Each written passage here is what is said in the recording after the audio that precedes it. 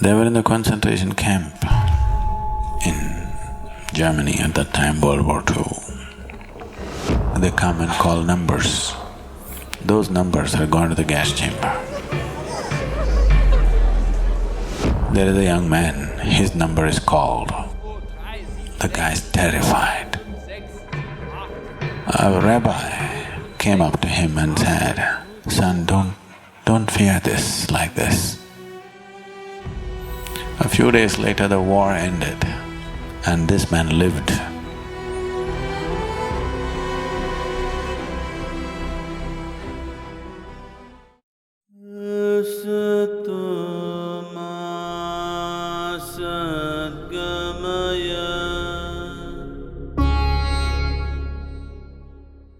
It's a very beautiful incident that happened. There's a guy who, I wrote about it later.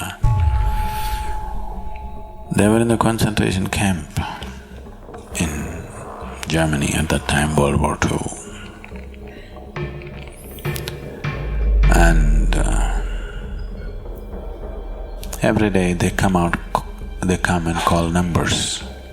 Those numbers are going to the gas chamber. So when they call out numbers, people hide under that, they'll be dragged, beaten and taken.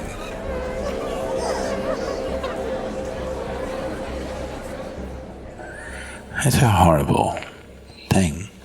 So you don't know, tomorrow your numbers may be called. Every day they live in terror. Tomorrow it could be my number. Because they have a certain capacity for the gas chamber. They can only take that many numbers per day. And also for the world, they don't want to look like a whole concentration camp died in one day.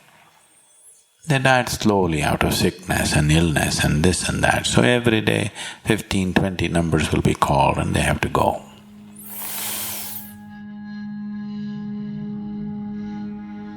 So one day, there is a young man, his number is called. The guy's terrified. He doesn't want to go. He's shivering and crying and this.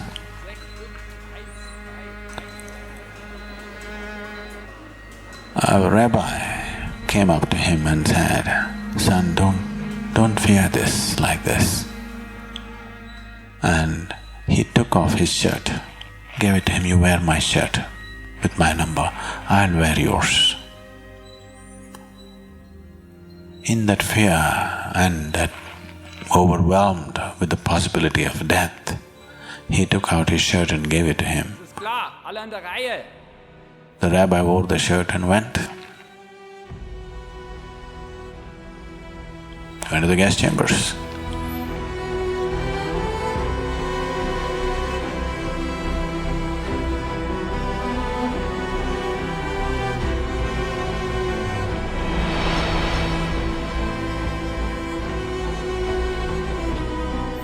A few days later, the war ended and this man lived.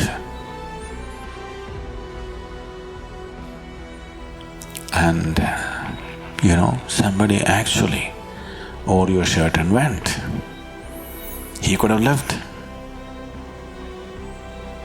And this fellow, his whole life was transformed because of this, that this rabbi actually walked to death, knowing fully well where he's going, no chance. When a man is like this, for him attaining is no problem. He doesn't have to go and die in the gas chamber. But just being like this, that I'm willing to keep myself aside and do what's needed right now, just very casually, no big fanfare about it. Now for this man, knowing the ultimate is not far away, it is very simple. Gautama said, when you're really hungry, when you badly need food, if you give away your food to somebody else, you will become stronger, not weaker. No logical human being would accept such nonsense, but it's 100% truth. If you know how to give away that which matters most to you at a certain moment, it leaves you enormously capable, enormously strong, not weak. To have that strength to give away what matters to you is not a small strength, it's a tremendous strength, isn't it? To give away things which don't matter to you, that means nothing. To give away that which matters most to you is everything, isn't it?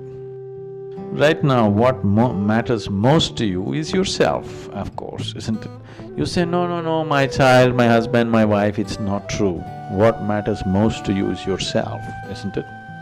If you can give yourself up, if you can just throw yourself into something, not because it is going to buy you a ticket to heaven, not because you will realize mukti out of it, not because of anything, simply to give away.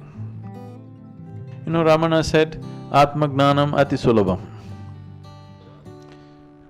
Knowing the ultimate, self-knowledge is the easiest thing. It is, if you know how to keep yourself aside.